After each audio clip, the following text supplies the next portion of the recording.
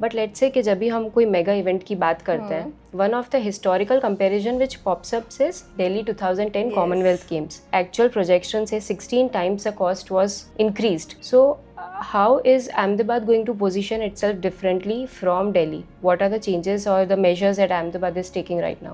So yes, you rightly said कि Delhi 2000 games वो example है कि कैसे एक मेगा इवेंट को नहीं करना चाहिए. Let's say if you had to advise an investor today, be it retail or institutional, who want to deploy money into this capital structure over the 4-5 years, how would you advise them and what would be the allocation? I'll divide this whole 5 years thing into 3 phases. Ahmedabad Commonwealth Games 2030. आपको क्या लगता है ये सिर्फ एक sporting event है? Well, not at all. ये एक 12,000 करोड़ का ऐसा इकोनॉमिक इंजन है जो गुजरात की रियल एस्टेट, हॉस्पिटैलिटी और इंफ्रास्ट्रक्चर तीनों को ट्रांसफॉर्म करने वाली है. बट वेट, क्या ये दिल्ली 2010 जैसा डिजास्टर होने वाला है या इन्वेस्टर्स के लिए एक अर्ली बर्ड अपॉर्चुनिटी?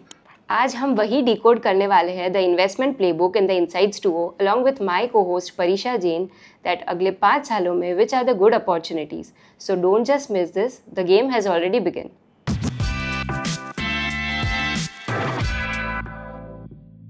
सो परीक्षा, जब ये एक लार्ज स्पोर्टिंग इवेंट अनाउंस होता है, people usually start doubting and for the but obvious reasons के बहुत सारा गवर्नमेंट स्पेंडिंग होगा, लार्ज इंफ्रास्ट्रक्चर प्रोजेक्ट्स बने जाएंगे जो टिल अ टाइम अच्छा लगेगा, they will be attractive, but after the event ends it is a complete waste of money. And if anything goes wrong in the execution there is no one to take the accountability. So before we even dive in to क्या numbers है, क्या returns है और कौन से sectors में opportunities है, let's address the basic question. Why should Ahmedabad 2030 Commonwealth Games be even taken seriously? Is it something more than just a big announcement? Actually, I get it कि आपके ये जो ओपिनियंस है ये किस बेसिस पे बने और कौन से इवेंट के बेसिस पे बने. बट अगर मैं राइट नाउ अहमदाबाद कॉमनवेल्थ 2030 की बात करूँ तो ये one of those rare early bird kind of से opportunities in such a strong area like Ahmedabad. So इसके अलावा one thing which is very important is लोग वही देख रहे हैं जो न्यूज़ में यूजुअली अनाउंस कर रहे हैं कि 3,000 to 5,000 करोड़ का ऑपरेशनल कॉस्ट होने वाला है. बट ये cost is just the tip of the iceberg. Actual real cost is much more than that. Why? Because आप सोचिए कि इतना मेगा इवेंट होने वाला है तो सिर्फ गेम्स रिलेटेड एक्सपेंडिचर तो नहीं होगा, उसके अलावा हमें इतना सारा जो इकोसिस्टम डेवलप करना पड़ेगा. That includes infra upgrades, hospitality, then road development etcetera. इन सब में भी बहुत एडिशनल कॉस्ट होने वाला है. That will come to round about 10 to 12,000 crores. So according to you, this event is not about sports, stadiums or ceremonies, Yes. but it is an early bird opportunity for the investors. Yeah, kind of. Okay, so now let's talk about the number that you quoted right now, 12,000 crores. Yeah, 10 to 12. 10 to 12,000 crores. So bifurcate this amount as in which sectors, where the money is coming and where the money is going to flow. Okay चलो, I dive into the nitty-gritties of this. सबसे पहले तो कि keep this 3,000 to 5,000 crore aside. ये mostly game related upgrades होंगे. But इसके अलावा I talk about airport upgrade. जो अदानी हमारा एयरपोर्ट अपग्रेड करने वाला है उसका costing alone is 3,000 crore. Though that is not solely for Commonwealth, but Commonwealth is definitely a catalyst की जिसकी वजह से ये चीज़ जल्दी हो जाएगी. Then second we can say कि मेट्रो का फेज 2 ही 5,000 करोड़ का एक्सपांशन. इसके बाद में अभी अहमदाबाद की करंट ऑक्यूपेंसी उतनी है ही नहीं कि वो इतने सारे लोगों को होस्ट कर सके. सो उसके लिए हॉस्पिटैलिटी रिलेटेड अपग्रेड्स भी नेसेसरीली होने वाले हैं. सो इफ़ आप ये सबको सम अप करोगे ना तो it will come to round about 10 to 12,000 crores. So what I understand from your talk is that ये 10 to 12,000 crores का जो भी इन्वेस्टमेंट है, that is not coming from a single person or a single department. Yeah. The money is coming from various avenues. But let's say कि जब भी हम कोई मेगा इवेंट की बात करते हैं, one of the historical comparison which pops up is Delhi 2010 Commonwealth games. Actual projection से 16 times the cost was increased. So how is Ahmedabad going to position itself differently from Delhi? What are the changes or the measures that Ahmedabad is taking right now? So yes, you rightly said कि Delhi 2000 games वो example है कि कैसे एक mega event को नहीं करना चाहिए. उससे हमें बहुत लेसन्स मिले हैं. And so Ahmedabad is positioning itself very differently. How? सबसे पहले तो दिल्ली में 90% जो हुए थे वो न्यू इंफ्रा अपग्रेड्स थे. उसके पास एग्जिस्टिंग स्पोर्ट्स फैसिलिटीज़ ही नहीं थी इतनी. एंड अहमदाबाद में क्या हो रहा है, we already have almost 55 to 75% of the infra. So जो डेवलप करना पड़ेगा which is very less, and वो लॉन्ग टर्म पर्सपेक्टिव से ही डेवलप होगा.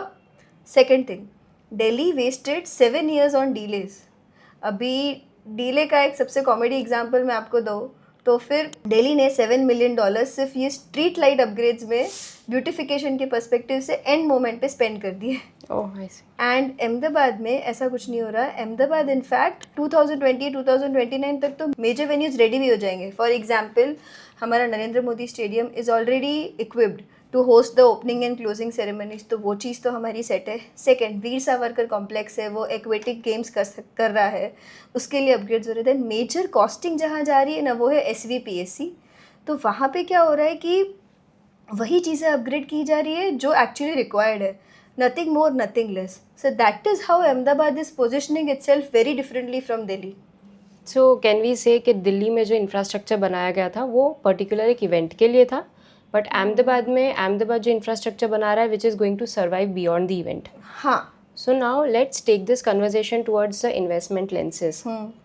Now when we talk about infrastructure itself is a very broad theme. So ऐसे कौन से sectors है infrastructure में which are going to get impacted first? And अगर investors को वहाँ पे कोई opportunities देखनी हो in terms of returns, what are those?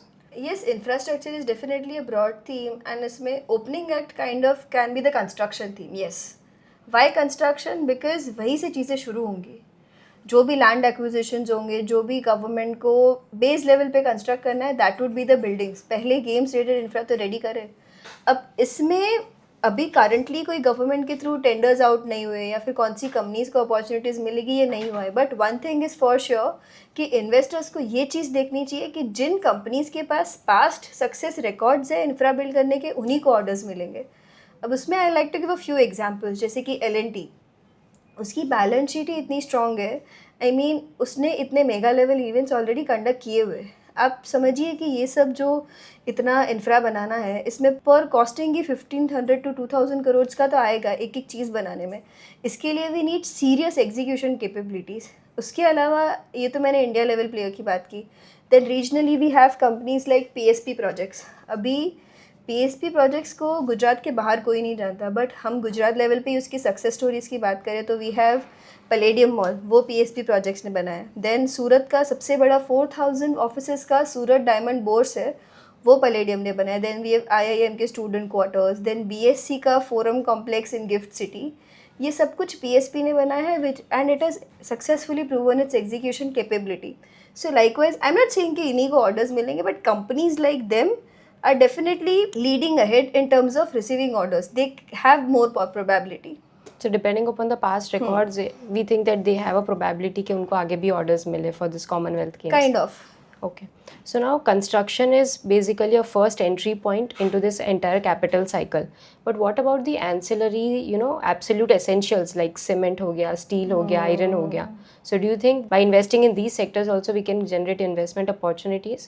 ये these are the bread and butter of construction and in fact construction से पहले भी ये ज़रूरी है। सो इसमें भी पास्ट एग्जीक्यूशन रिकॉर्ड चाहिएगा, बिकॉज पास्ट के साथ साथ फास्टर एग्जीक्यूशन चाहिएगा। आप ही देखते होंगे कि मानसून में एवरी टाइम हमारे रोड्स ख़राब हो जाते हैं, फिर से अपग्रेड करने पड़ते हैं। तो this can not go on for 4 more years। If something has to be done, वो अच्छे से होना चाहिए जो सस्टेनेबल हो। एंड ये सारी capabilities, I mean we have players like UltraTech है, then we have JSW who have past records. इसके अलावा स्टील सेक्टर में भी we cannot risk on currently any smaller players. They can get if they have any past records, but I don't know of any company.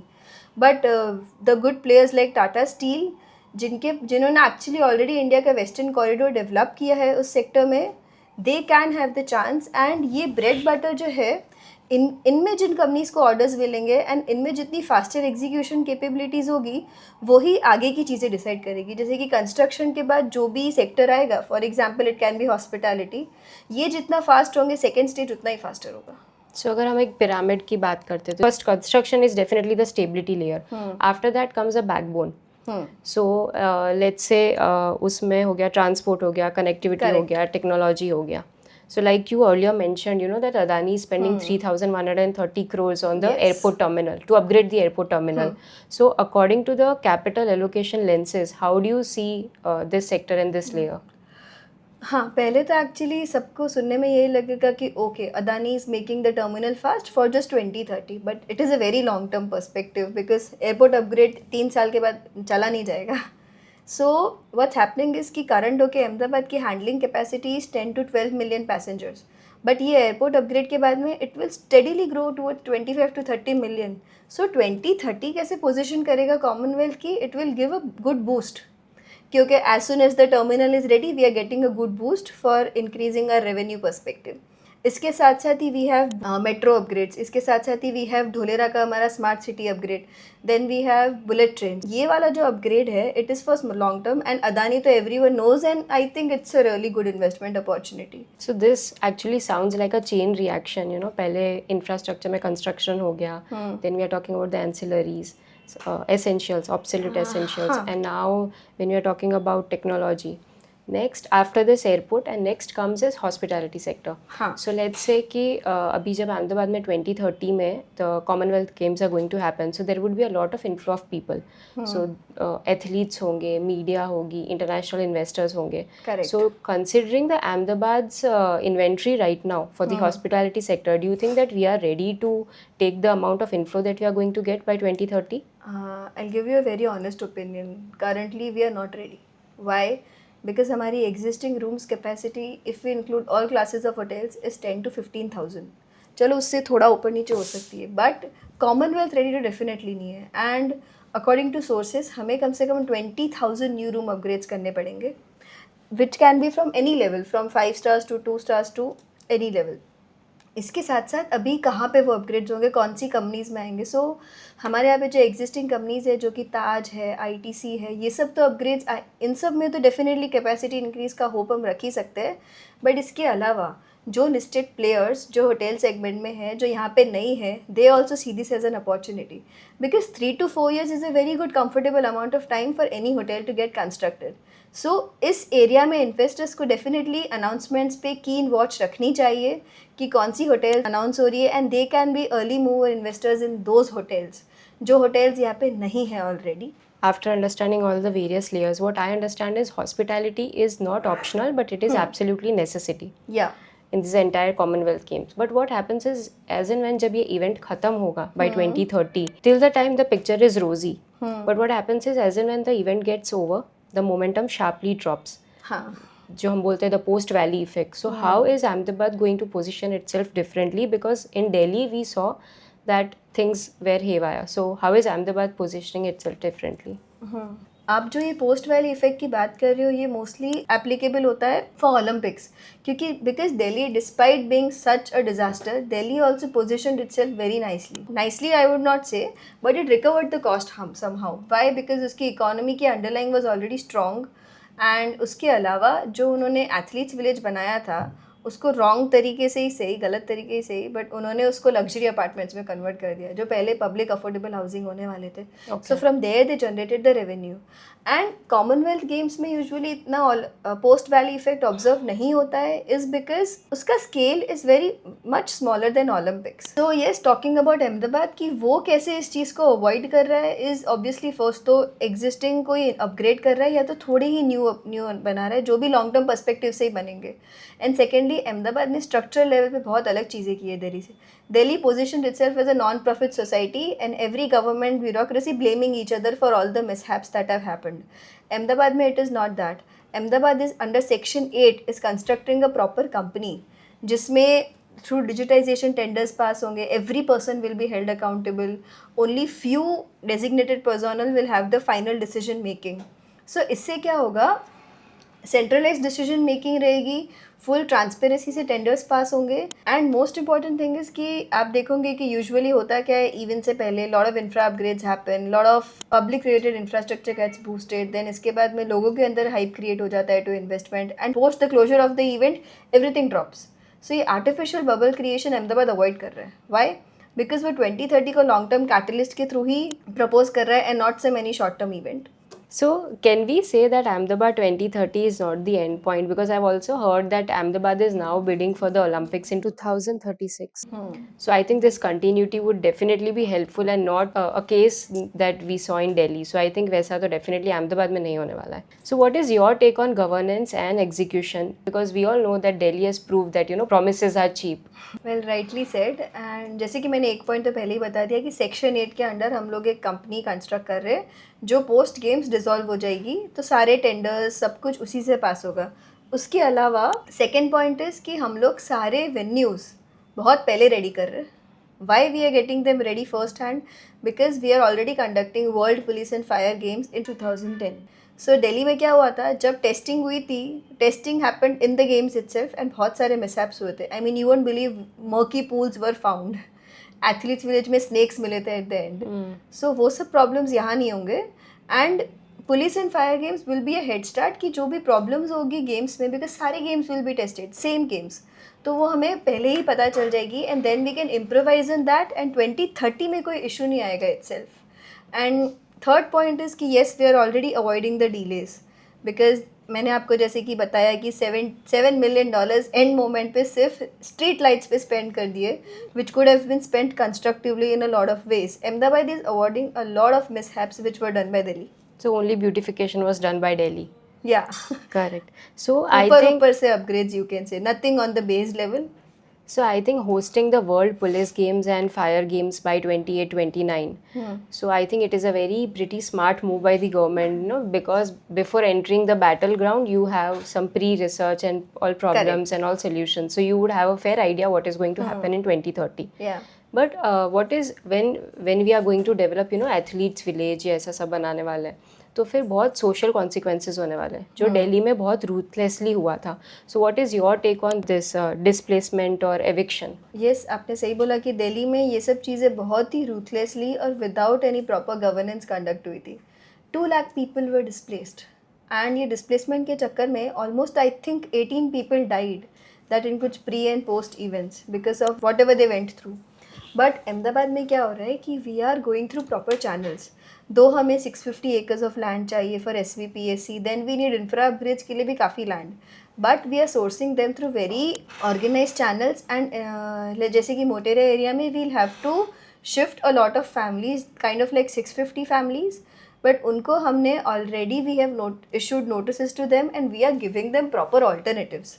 I mean we are reimbursing them through cost, they उनका cost से जो fair value आता है वो हम reimburse कर रहे हैं, या फिर we are also providing them alternative accommodation. So या फिर a combination. So we are not doing anything by wrong means. And Delhi में अभी जैसे हमने डिस्कस किया कि एथलीट्स विलेज को लग्जरी अपार्टमेंट्स में कन्वर्ट कर दिया, यहाँ पे हम एथलीट्स विलेज को पब्लिक अफोर्डेबल हाउसिंग में ही कन्वर्ट करेंगे. Okay, so now let's combine the entire discussion. हमने जो various layers of the pyramid बात करी है, let's combine it all together. Let's say if you had to advise an investor today, be it retail or institutional, who want to deploy money into this capital structure over the 4-5 years, how would you advise them and what would be the allocation? I'll divide this whole 5 years thing into 3 phases. First phase definitely being the construction phase. इसमें investors should focus on companies getting tender orders for construction, getting orders for even existing infra upgrades, and basically their execution capabilities, that if they are getting the orders, review them on quarterly basis कि quarterly okay, are they being able to fulfill that? कोई social कोई social related problems तो नहीं आ रही, any riots, anything, कोई governance related issues आ रहे. Then comes the second layer which will be transport and logistics. इसमें जो कंपनीज को एग्जिस्टिंग रोड इंफ्रा के लिए ऑर्डर्स मिल रहे, देन एयरपोर्ट अपग्रेड्स तो everyone knows Adani is heading, but उसके अलावा if an airport is being constructed, उसमें कितनी चीज़ें लगती है. So focus on the ancillaries as well कि who is getting the order for a normal steel rod, who is getting the order for normal ACs, who is getting the order for normal desks. And third, and one of the most important layers is hospitality and digital infra. Why hospitality is because भले hotel chains construct करना start कर देगी 3 to 4 years back से, but उनका main very important रहता है कि हम एग्जीक्यूशन कैपेबिलिटीज़ देखें, क्योंकि भले दे हैव होप्स कि 2030 तक हम कंस्ट्रक्ट कर देंगे, क्या पता नहीं हुआ. बिकॉज बाकी लेयर्स में जो कंपनीज है उनको तो एनी हाउ बाय 2030 कंप्लीट करना ही पड़ेगा. ज़्यादा से ज़्यादा उन लेयर्स में क्या होगा कि ओके ये कंपनी नहीं कर पा रही है तो we can give that to another company, but इनमें ऐसा कोई कंपल्जन नहीं होगा, एक नहीं तो दूसरी होटल तो कंप्लीट कर ही लेगी. सो इसमें investor should avoid investing in new rather hotel chains, but new hotel chains पे भी तभी इन्वेस्ट करें when they show their execution capabilities. But जो अगर बड़ी होटल चेन्स का नाम आता है जैसे कि ताज है, ITC है, अगर ये कैपेसिटी इंक्रीज अनाउंस करती है तो वहाँ पे ज़्यादा ध्यान देना चाहिए. So let's address now the last part of this conversation, which is सबसे important, risk. ये जो भी हम कैपिटल डिप्लॉय करने की बात कर रहे हैं, which is spread over a period of 4 to 5 years. Agree. सो ऐसे कौन से बॉटल नेक है या चैलेंजेस है या इन्वेस्टर्स को कॉशियली मॉनिटर करना चाहिए the investment over the period of time? Honestly, if you want to make the most of these 5 years, you need to stay updated.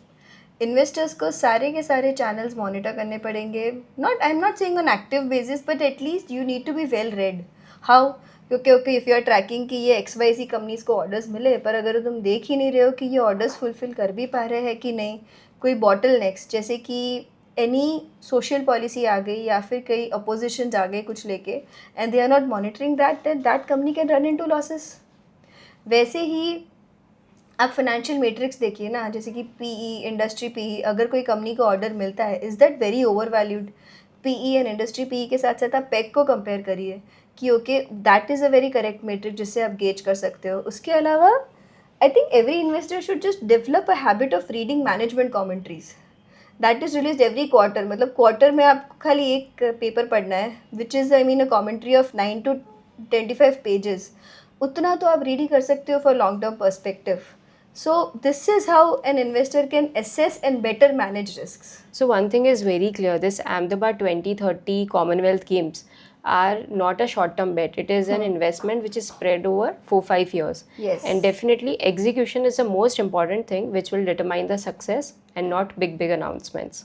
So what message now you have for the investors who are listening to this podcast? So investors, one very important message I have for you is Ahmedabad 2030. Take this as a learning curve, because if you just gauge the difference between a cautionary tale and a redemption story, Delhi was a cautionary tale and Ahmedabad is positioned to be a redemption story. That is how you can differentiate yourself from others. And एक चीज़ याद रखिए कि one thing जो define करता है कि कैसे हम इन दोनों चीज़ों को अलग रखें is execution. क्योंकि अनाउंसमेंट्स पर सिर्फ हाइप बिल्ड होता है, बट एग्जीक्यूशन ही है जहाँ पे रियल वेल्थ बिल्ड होती है.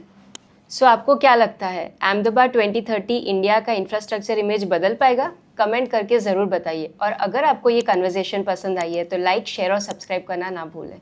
एंड अगर आप और भी जानना चाहते हैं in detail about this whole Commonwealth topic, then specifically comment insights and we'll share with you the whole document containing each and every information for you.